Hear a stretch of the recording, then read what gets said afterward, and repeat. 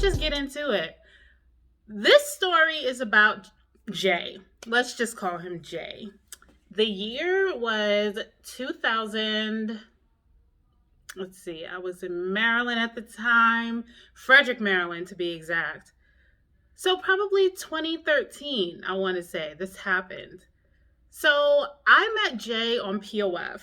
Like, how many of us have not been on POF? Like, I was on POF for years, and it wasn't even like me trying to find anything serious. It was just I was new to Frederick, Maryland. I just moved from Pennsylvania, so I wanted to get to know people. And so I hopped on POF whenever I was hungry, I was bored, or I just, wanted to make a new friend and possibly see, what happens or whatever. So that's where I was with that.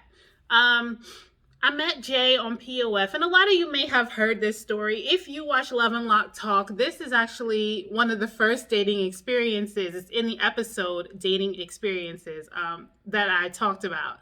So you might be familiar, but those of you who aren't, this is what happened to me when encountering Jay. So, like I said, we met on POF. We talked a lot. We talked on the phone. There was a lot of texting going back and forth, getting to know each other. Physically, he was my type.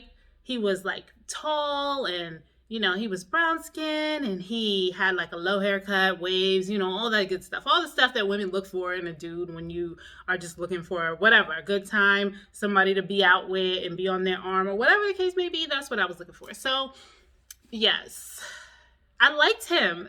Like, we vibed. Our vibe was real cool. You know what I'm saying? Like, he was like real laid back. He owned a couple businesses. He was together. And at that point in my life, I wasn't used to that type of togetherness. Like, I was more so used to street dudes, like dudes that's running the street. Didn't really have nothing going for themselves. A lot of drama, baby moms, and all this stuff. Jay didn't have none of that. There was none of that going on. Like, he was free and clear and everything was straight. So I thought. So, weeks and weeks go by and we just decide we're ready to meet. Like, let's meet. I wasn't about to hop on POF and meet a dude right away. Like, I needed to at least make sure that they weren't too crazy. You got to kind of vet them out before you meet up. So the time came for us to meet, and he said he was going to come to where I was. I was in Frederick, Maryland at the time. He said he was going to come through. He wasn't going to come to my house. He was just going to come to a neutral spot. I think there was like a hookah spot downtown Frederick that I told him that we could meet at. And so that's what we did. That's what we planned on doing. I had text with him throughout the night, like throughout the day, throughout the night, on how this plan was going to happen. And so I got myself together. I went downtown and I waited and I waited and waited and waited. And I was texting and he was responding like, oh, I'm doing this. I'm getting this together. I'm sorry, I'm running late, blah, blah, blah. So I was like, it's all good. Just let me know whenever you're close. He never shows up. So I was like, wow, like I really got stood up. Like, I've never been stood up before. I think that was probably like my first time being stood up. Like, me actually getting dressed and going and being physically stood up. So it was a shock for me. I'm like, wow, really? Like, this is a real thing? Y'all, this is what y'all doing? Okay, so I took my ass home and I was like, whatever, on to the next. So next day he hits me and he's like, hey, I am so sorry. Some shit went down last night. Somebody tried to rob the shop and, it was all this shit happening and the police was there and it was a long night and I couldn't make it. I'm so sorry. And I'm just like, well, if all of that was going down, you could have really just been like, I can't make it. I got some shit to handle or something happened at my shop. I can't make it. I really would have understood that more than you just straight up blowing me off and not letting me know what the fuck is going on. But whatever. So time has gone on. And I mean, he just was a charmer. He charmed the shit out of me and he made me trust him. Like, in a way that I was like, all right, let me give this another shot because he really seems like he's genuinely sorry. And it's not like really what he does on a regular. Something happened. I need to be sympathetic to that. Whew, y'all. Date 2 that we scheduled. I forget what it was, but once again, he didn't show up. And I'm just like, yo, what the fuck? Like, what is really going on with you? Like, I'm starting to feel like you're not like a real person. You're like catfishing me. Something's not right. He's like, you know what? Do you have Skype? Because of that, I guess. Yeah, he asked me did I have Skype because I don't have an iPhone. Like I'm not team iPhone. I'm team Android, and I've always been team Android. So he was like, well, do you guys Skype? What do you have?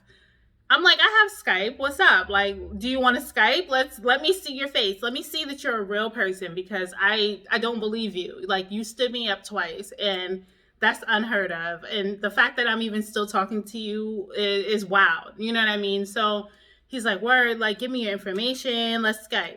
So sure enough, my Skype rings, and it's him.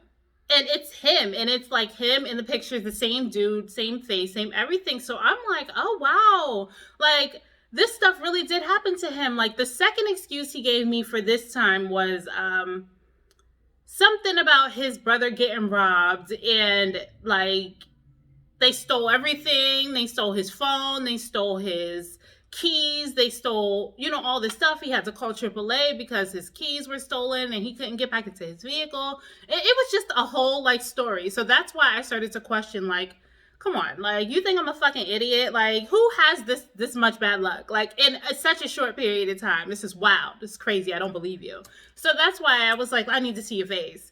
So we Skyped, and it was him, and I was like, okay, well, I guess you are who you say you are, and all of this stuff did happen to you. I apologize, for doubting you, but you got some really bad luck going on. We laughed, we joked about it, everything was cool. He's like, I really want to get to know you. I want to see you. I want to see you in person. I love our phone conversations, and I think that we will be a good match. So I'm like, all right, well, let's put something on the books and just try and schedule something else. So this is date 3 that we schedule. Date 3 did not happen. He stood me up again, and I was just, at this point, it was laughable. Like, I'm like, this is a fucking joke. Like, is no possible way that this dude is really playing games with me like this. Like, I'm insulted, I'm offended, I'm all of the above at this point, right?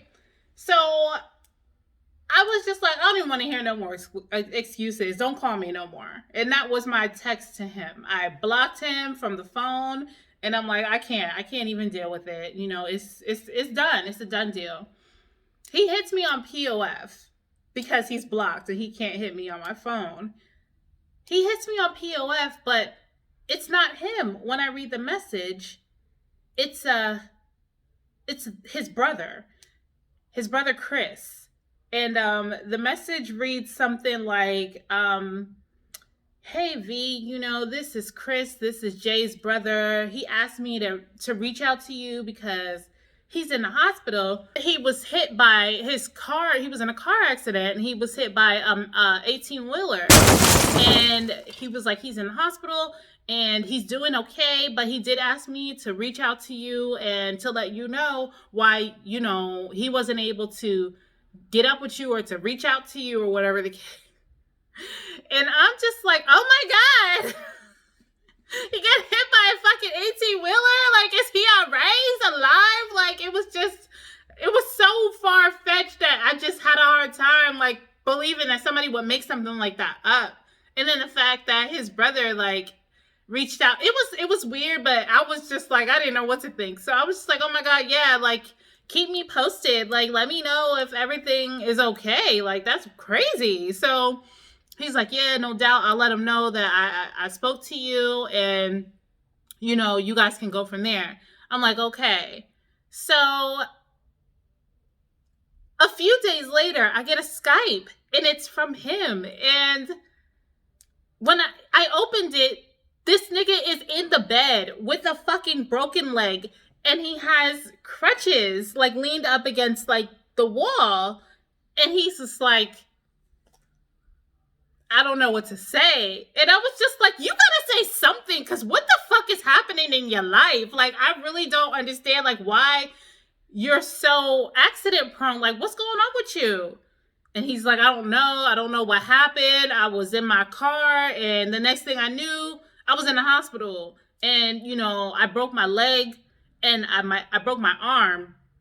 His arm is in a sling, and his leg is fully wrapped in a full hard ass cast.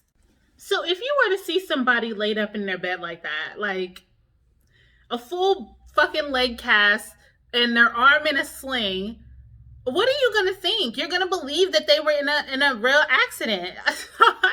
That's what I did. I just took it. I just was like, you know, this dude just got some really bad luck. And on the other hand, I'm like, he got some really bad luck. Maybe I don't need to be around him. And that was like my thought process. But I still, you know, went along with it. I spoke to my sister, and I'm like, yo, he's got some really bad luck. Like, all this stuff has happened to him. He got robbed. His brother got robbed. Now he was just in this accident with this 18-wheeler. Like, what the fuck should I do? You know? And she's just like, he's either in a wheelchair or he is married. There's nobody who has that kind of luck. And it made me think, like, okay, maybe he is married. Like, maybe he's married and he's just making up all of these things to keep me around, like the idiot that I was. And I'm just like, but if he was married, like, I think I would have, like, known that, because we talked all the time. So I'm like, he's not married. But I really, you know, I was just like, whatever. I kept talking to him. Time went on. Let me tell you, this relationship went on for, I want to say, 2 years of him. It was either a year or 2. I think it was a year. I'm over it. It was a year. It went on for a full year of him catfishing me. Like, and I watch Catfish all the time, y'all. And I be like talking to them like, you're dumb as fuck. Like, who the fuck can't meet? Like, come on now, use your fucking brain. But when you're in that situation, it's like your brain don't fucking work, and you just want to believe something so bad that you just believe it. So that's what I did. I believed it. I went along with it, and I just let it go on for a whole entire year. So the next date that we scheduled it was just a random thing. He hit me and he's like, hey, I'm at the car dealership in Fairfax in Virginia. I'm in Fairfax. I'm with my peoples. I'm at the car dealership. Can you meet me? Because I'm on your side. And I'm like, well, that's not really my side. Like, I live in Frederick, Maryland, and that's like an hour and like 15-minute ride. That's not on my side. I can't even actually remember right now where he lived for him to feel like he was on my side, but that's what he said. So I'm like, you know what? Fuck it. All right, I'm going to meet you there. So I drove all the way from Frederick, Maryland to Fairfax, Virginia to meet him, because I'm like, this is it. He called me and is like, yo, I'm going to be here at this time. I'm buying a car. I'm with my family. Can you meet me? And then me and you can just go and do our thing, you know, from there. I'm like, bet. That's like perfect. I take that hour and 15-minute drive. He wasn't there. There wasn't nobody there. Like, I mean, aside from the people that work there, like, I was like, this is not happening. It's not real. Like, I really didn't just play myself like this. This is not real. So I got out. I asked a car dealership person, was this person here? Like, did you see this guy? Was he here? Did he leave? No, I haven't seen him. There was nobody here like that looked like that today. Okay. So, to this day, y'all, I don't know who the fuck this ghost Jay is. Never met him. Never seen him face to face, except for the Skype. So, I really don't have any answers. Like it was it was a time in my life that I allowed people to waste my time. If wasting someone's time was a person, it would be Jay. Okay? That nigga wasted a whole year of my life. But I can't put all the blame on him because I allowed it to happen. Needless to say, he did reach out again, like a couple years after that, and I did not respond. Do you hear me? I did not respond. Like eventually, my smart started to kick in, and I'm like, you know what? No, sir. You're not welcome here. Take care. So, thank you guys for tuning in, and I will see you next week.